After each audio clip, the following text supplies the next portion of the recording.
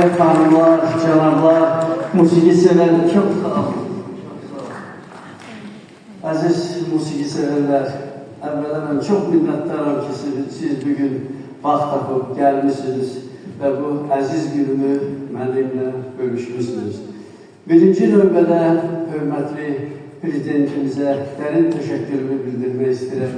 Heydər Əliyev Fonduna Mehriban xanım başta olmaqla, onun icraçı direktoru Anar Ələkbərova, onun komandasına, təbii Mədəniyyət Nazirliyinə, Adil müəllimə, Adil Kərimliyə, bizim gənc nazirimizə istəyirəm.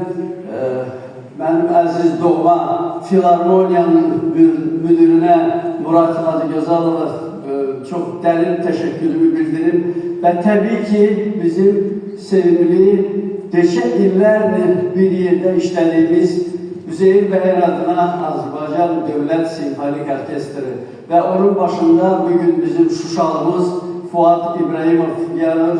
Ona da dərin təşəkkürümü bildirmək istəyirəm ki, belə imkanı tüm iştirak edənlərə.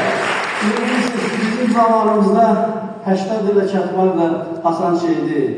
Mən Allah'a, Allah talarına dərin təşəkkürümü bildirirəm ki, bu illəri gördük.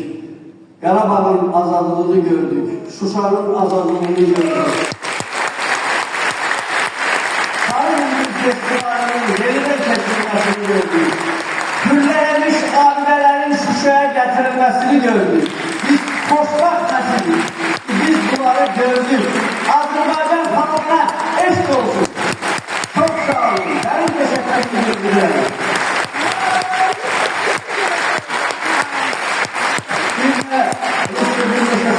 Господар земляк, наш дорогой Дмитрий Ситковецкий, которого прабабушка, прадедушка, дедушка, бабушка, все лежат здесь в бакинской земле. Он сам бакинец, его мама знаменитая пианистка Бела Давидович, жива-здорова, дай ему ей 100 лет жизни, чтобы мы ее 100-летний юбилей здесь в Баку отметили обязательно.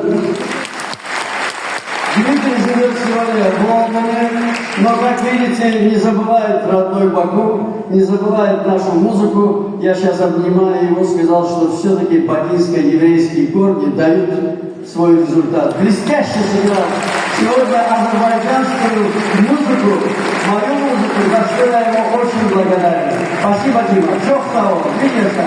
Мы всегда рады тебя в Баку видеть. Ну и, конечно, хочу особо представить внука Бюльбюля, который носит его имя Муртуза. Муртуза Бюльбюль! Сегодня достойно провели себя. Еще раз хочу сказать спасибо музыкантам, что так тепло принимаете молодого дирижера. Спасибо всем. Çok sağ olun. Minnettarım. Yıl yaşayın. Yaşasın Azerbaycan. Çok sağ olun.